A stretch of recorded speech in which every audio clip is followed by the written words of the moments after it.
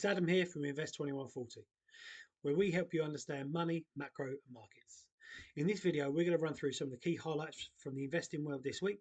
So sit back, relax, and let's get into it. Disclaimer, none of this is financial advice, just to go on the internet. So always do your own research and look out for your own money and investments.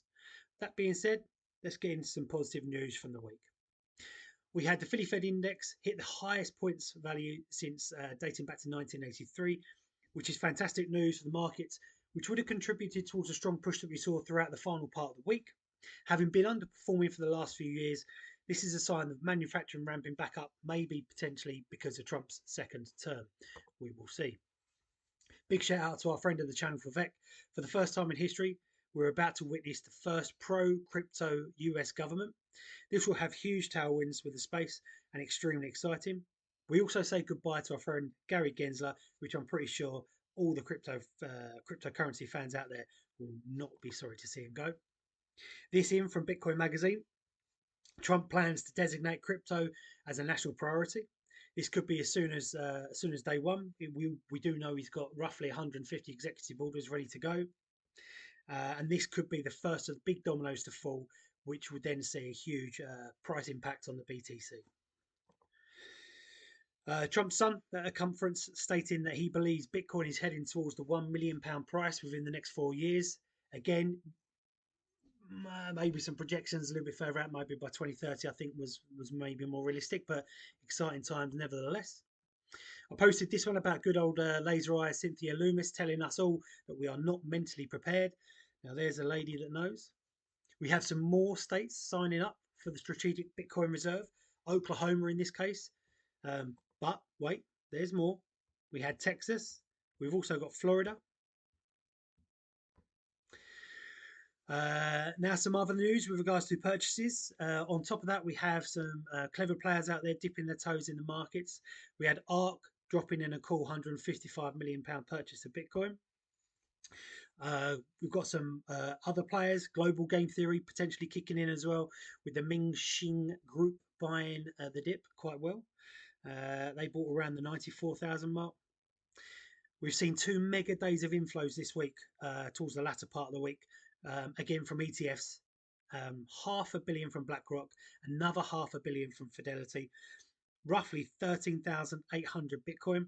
That's over 30 days of supply gulped up in just 2, which is pretty crazy times.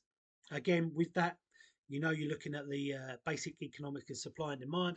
With everything that's going on, we have the possible supply crunch with reports of the lowest levels of over-the-counter Bitcoin supply we've seen in ages, and demand soaring through the roof with treasuries, institutions, government, strategic reserves. It's really starting to ramp up and take off. What does this mean for the price though?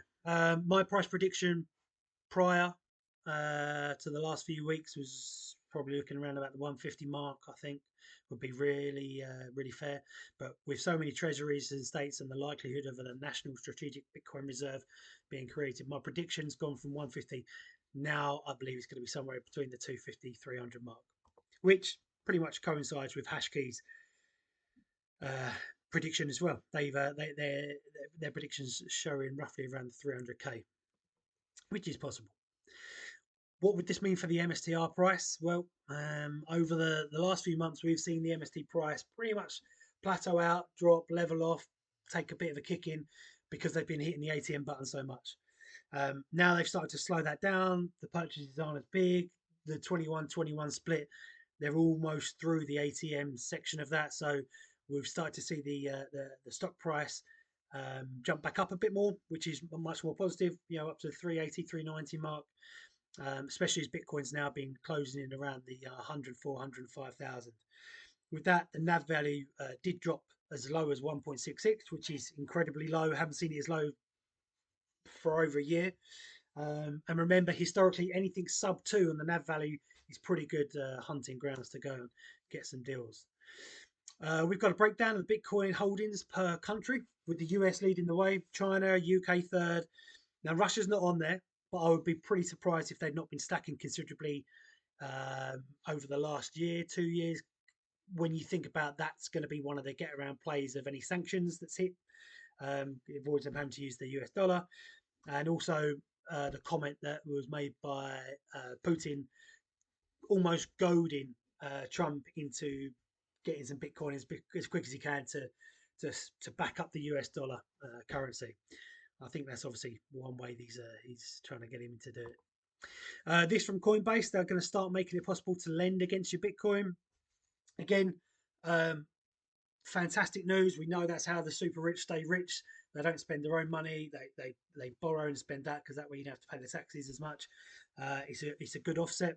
But whilst this is great news, we do need to remember that the um, the previous failings of Genesis, Celsius, BlockFin back in 2022, I think it was.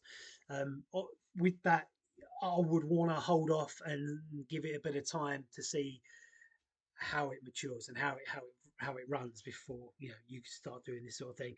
Not financial advice, but I wouldn't be doing that. So, with all the great news, what's your plan? Do you have one? And if you do have one, are you going to stick to it? What's your predictions? Where do you see taking profits, and are you intending to taking profits? All these sort of things are really key for trying to figure out an exit strategy. If you're just a hodler and you're just sitting back and you don't care, you're going to just play the 4 year game over and over again, then that's absolutely fine.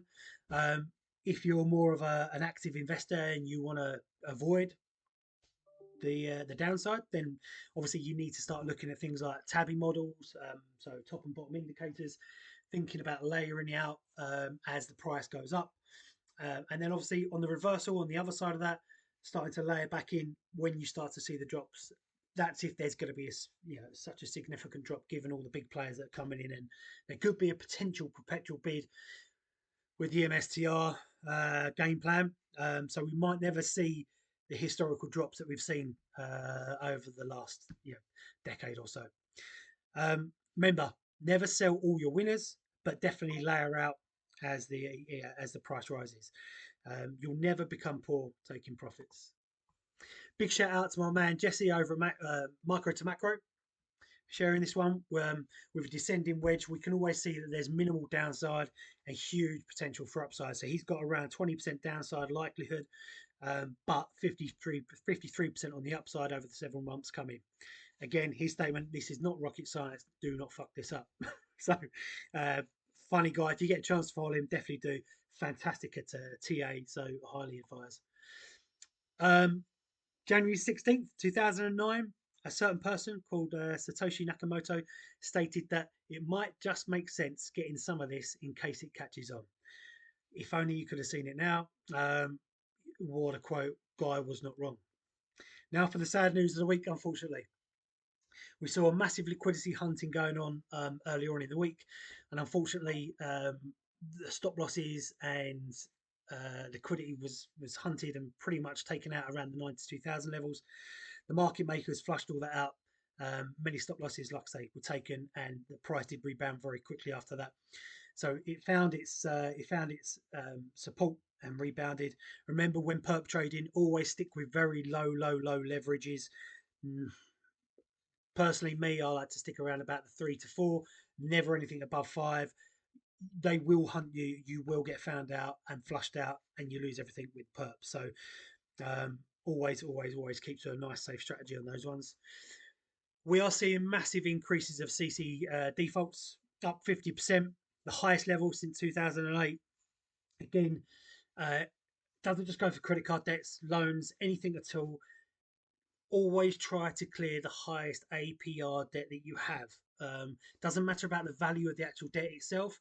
Whatever's accruing the highest APR charge, it's called snowballing. Always take out the highest one first. Doesn't matter if it's the lowest amount that you owe or the highest amount that you owe. Always take out the highest APR first.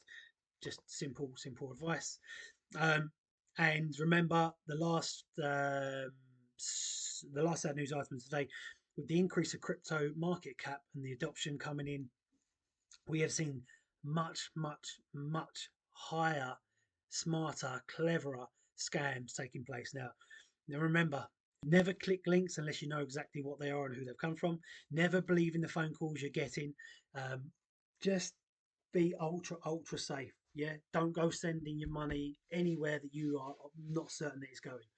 One that we've heard of recently was a Coinbase phone call, a US guy, very well spoken, very smoothly operating. You know, trying to get you to move your crypto. It takes a lifetime to make this, to build it all up, but a second to lose it. And once it's gone, it's gone. So that's it from me. Thanks very much for tuning in. Hope you find this well. Hit the likes, hit the subscribes. If you want to see more of this, let me know. Drop some comments in the comment sections below, and we'll see you on the next one. Thank you very much.